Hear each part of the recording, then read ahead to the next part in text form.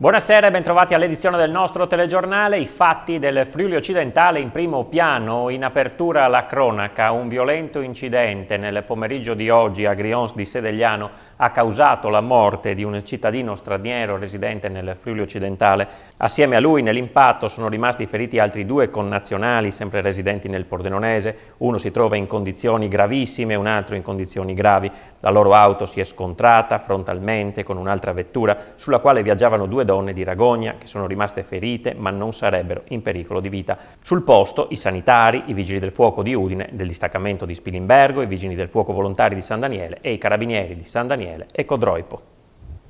Ancora cronaca, due ragazze di 19 e 20 anni sono state trovate in possesso di un cacciavite e di arnesi da scasso dagli agenti della questura di Pordenone. Per loro è scattato il foglio di via obbligatorio per 3 anni dalla città.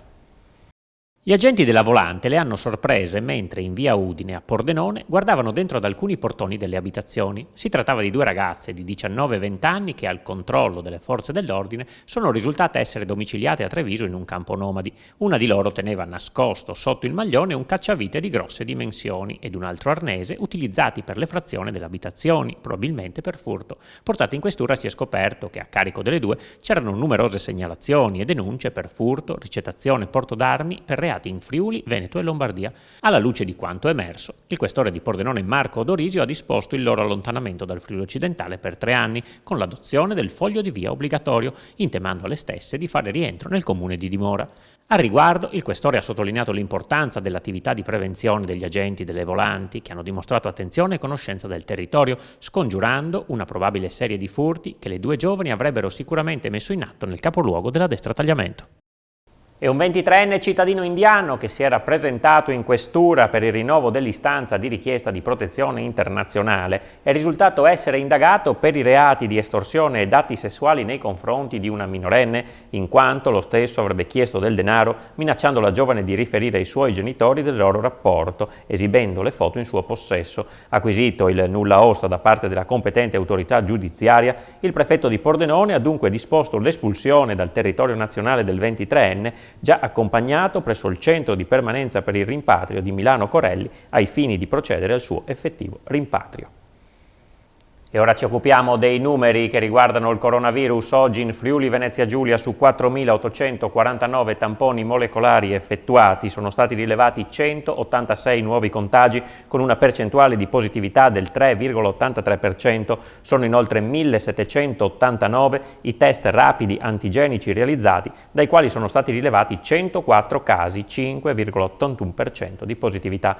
I decessi registrati sono 11, a cui si aggiunge una morte pregressa afferente al mese di gennaio. Di queste, 2 morti riguardano il Pordenonese. I ricoveri nelle terapie intensive scendono a 64 e a 440 quelli negli altri reparti. Numeri comunicati dal vice governatore con delega alla salute Riccardo Riccardi.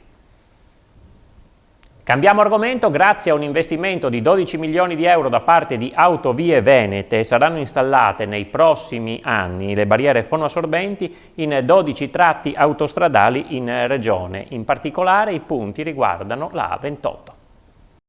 Le tanto attese barriere acustiche reclamate da amministrazioni e cittadini interessati saranno presto realtà su alcuni tratti delle autostrade della regione. Dopo uno studio acustico con rilevazioni puntuali dei decibel emessi, realizzato in epoca pre-Covid, Autovie Venete ha individuato i punti dove saranno installati pannelli fonoassorbenti, mettendo al corrente le amministrazioni comunali durante un incontro a Pordenone con la regione e i rappresentanti dei municipi di Pordenone, Azzano Decimo, Chions, Fiume Veneto, Porcia, Sacile e Sesto Arreghena per il Friuli occidentale, Gonarse e Pavia di Udine per l'area udinese, Fogliano Re di Puglia, Ronchi dei Legionari e Villesse per il Goriziano.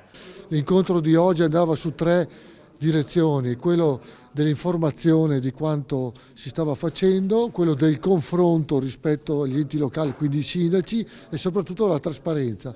Complessivamente le barriere, grazie a un investimento di 12 milioni di euro da parte di Autovie Venete, avranno un'estensione lineare di circa 4 km, una superficie di quasi 15.000 m2, un'altezza variabile tra 2 e 5 metri e saranno posizionate a protezione delle abitazioni di 22 vie nei tratti di A28, A4, A34 e A23. I tempi, siamo in una redazione della progettazione esecutiva, dopodiché ci sarà l'approvazione del Consiglio di amministrazione di Autovie Venete, approvazione ministeriale, gara e inizio dei lavori entro il 2022. Soddisfatte le amministrazioni comunali.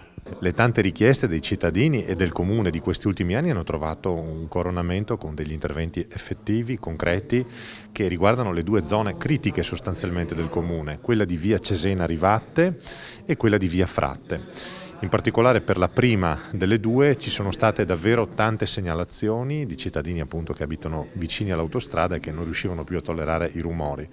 Autovie Venete, inoltre, si è resa pienamente disponibile ad analizzare altre situazioni delicate assieme ai comuni. Un passo sicuramente avanti, perché quando si parla di rumore, si parla di disagi e la percezione della comunità dei cittadini è molto alta, soprattutto quando la rumorosità è a livello proprio giornaliero quotidiano. È apprezzabile l'intervento di Autovie Venete, che ha monitorato e ha redatto anche i piani di intervento. Su questo a Sacile abbiamo sostanzialmente due punti particolarmente sensibili al problema, che ci auguriamo, insieme anche alla rumorosità legata ai giunti dello stesso viadotto, di poter intervenire in tempi adeguati, rapidi, affinché il problema venga quantomeno attenuato. Vaccini al personale scolastico, concorsi per la stabilizzazione dei precari e organici Covid senza stipendio da mesi, sono molte le preoccupazioni nel mondo dell'istruzione messe in evidenza dalla CISL Scuola.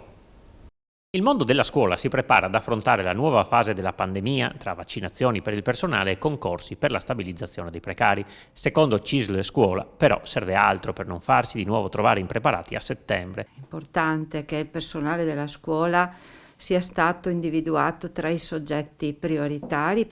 C'è tuttavia preoccupazione, perché il problema è legato alle dosi di vaccino disponibili, alla tipologia del vaccino disponibile, che non può coprire tutta la popolazione scolastica, tutto il personale scolastico, perché abbiamo personale che supera i 55 anni di età. Preoccupazioni legate alla sanità anche per chi deve sostenere il concorso straordinario per la stabilizzazione dei docenti con almeno 36 mesi di insegnamento, che per la CISL si doveva e poteva evitare. Da lunedì dovrebbe ripartire. Raccoglievo proprio ieri la testimonianza di una docente molto preoccupata, che si dovrà recare in una scuola vicina a quella famosa scuola di Bollate, dove sono chiusi tanti plessi, tante istituzioni a causa della pandemia e della nuova variante. Intanto il personale degli organici Covid, fondamentali in questo periodo, è alle prese con il mancato pagamento degli ultimi stipendi. I più fortunati hanno preso lo stipendio fino a dicembre. I meno fortunati, e ce ne sono molti, sono fermi con lo stipendio del mese di ottobre. E ci dovrebbe essere un'emissione speciale il 17 di febbraio.